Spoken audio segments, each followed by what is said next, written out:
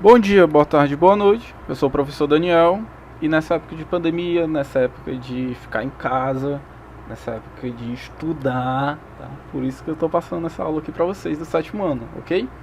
E hoje a gente vai aprender sobre conto, tá? Uma tipologia totalmente diferente do que a gente estudou nas aulas passadas. Mas como assim totalmente diferente, professor? Nas aulas passadas a gente estava estudando a tipologia lírica, ok?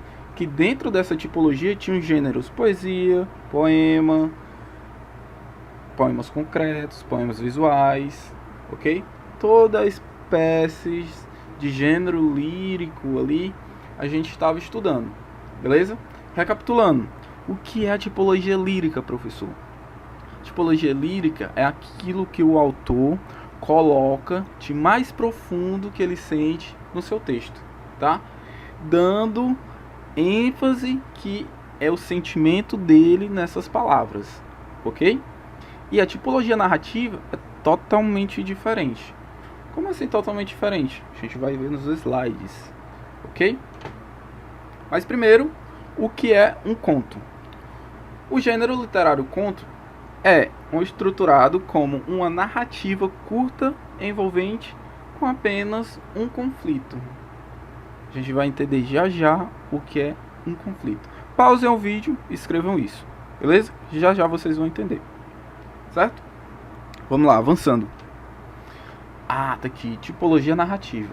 Narração é o ato de pronunciar fatos sequenciados no qual os personagens se deslocam em um espaço e um tempo determinado. Um espaço e um tempo determinado. Personagens.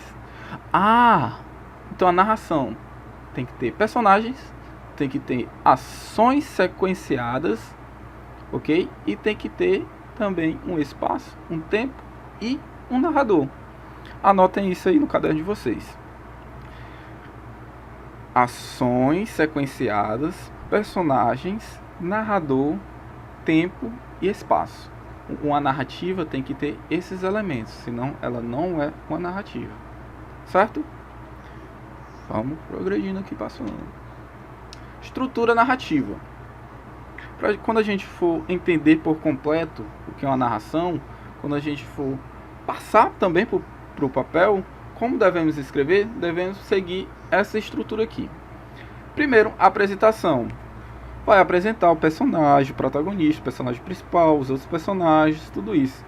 No meio tem o desenvolvimento, tá? Que é o conflito. Essa é a parte mais longa da narrativa, certo?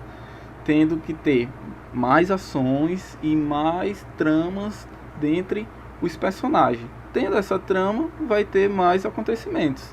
E esses conflitos levam ao objetivo que o protagonista ele tenta buscar. A outra etapa é o clímax.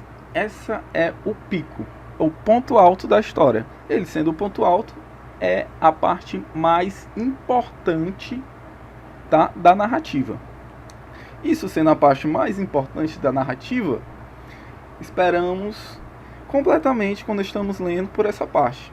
Depois dela tem o desfecho. O desfecho já dá uma caída, tá, na narrativa, na nossa euforia que a gente sente no clímax, e se encerra a narração, se encerra a obra, tá? Tendo em vista frisar que o conto tem todos esses elementos, todos os quatro, certo? Sendo o desfecho e o clímax um pouco mais envolvente, certo? Como vocês viram lá no começo, a definição de conto, só temos apenas um conflito no texto conto.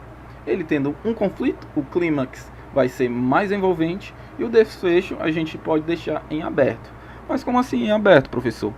Aberto é quando o autor faz com que possamos montar o final da história. Imagine que irado, você montar o final da sua história. Então tem alguns autores que eles desenvolvem isso no leitor. Importante frisar que o Machado de Assis foi um dos pioneiros a fazer isso aqui no Brasil, certo? Ele era um ótimo contista. Passando. Tipos de personas. Personas é a mesma coisa de personagem, tá? Tem o primeiro que é o protagonista, o segundo antagonista, Aí vem um coadjuvante e vem um figurante. O protagonista, ele é o personagem principal, tá? Toda a trama, todas as ações vão passar por ele, certo? O antagonista, ele é o personagem que tem uma rivalidade, tem uma rixazinha com o protagonista, porque os dois querem o mesmo objetivo. E tendo que querer os mesmos objetivos, eles vão lutar para chegar até esse objetivo. Tem um coadjuvante. O coadjuvante, ele ajuda o protagonista a chegar no seu objetivo. E tem um figurante, que ele tá lá fazendo o papelzinho dele certinho, sem se intrometer na trama, só tá lá fazer o papel, ficar estático na história. Ok? Beleza, agora tipos de narrador. Temos o narrador em primeira pessoa, que é o narrador personagem. O narrador personagem, ele é curioso, porque ele tanto faz parte da história, como ele faz parte da narração também. Ele faz essa ponte, ok? Ele é um narrador que está hábil a ter todos os contatos de ações dentro da trama, tá? Então, toda a trama vai passar por ele. E ele passa por essa trama narrando, contando. Temos o narrador observador, que é em terceira pessoa. Esse narrador, ele está a par da história. Como assim a par? Ele não participa das ações. Ele não participando das ações, ele só vai dizer o que está acontecendo. Ah, fulano pegou um copo d'água. Fulano fez isso, fez aquilo. Ok? Ele só vai dizer o que está acontecendo. Ele não participa de nenhuma ação, de nenhuma cena. As características. Vamos lá. Poucos personagens, tempo e espaço limitados, narrativa envolvente. Eita. Quebra de expectativa, tá? Por que tem poucos personagens, professor? Porque a história é pequena. Tem que limitar os seus personagens, tá? Tempo e espaço limitados. Porque é tudo pequeno, professor, o texto conto. Porque o texto conto é uma obra pra gente sentar e ler de uma vez só, tá? Você vai tirar um dia, uma tarde, não sei, algumas horas. Você senta e você vai ler a obra toda, diferente do romance, ok? Que a gente vai levar vários dias para ler, ok? Porque tem mais detalhes. Aqui no texto conto, a gente tem uma ausência desses detalhes, tá? Para abranger mais na outra característica aqui, da narrativa mais envolvente. É quando chega no clímax, tá? O clímax, como eu expliquei, é o ponto ápice do texto. Ele sendo o ponto principal do texto, ele tem que ser muito mais abrangente, muito mais envolvente. E tem a quebra de expectativa. A quebra de expectativa é quando o autor deixa o final aberto. Como assim o final aberto, professor? O final é você que vai ditar. Mas como assim? Eu não estou entendendo, o final. O final tem vários autores que fazem isso, tá? Para despertar o desejo do leitor. Ele deixa o final em aberto e você vai preencher esse final com suas experiências, tá, de vida. E fazendo isso, forma essa quebra de expectativa. Você espera um final e não tem esse final. E você fica pensando. Quem era mestre em fazer isso era o Machado. O Machado de Assis, ele colocava isso com um toque de mestre.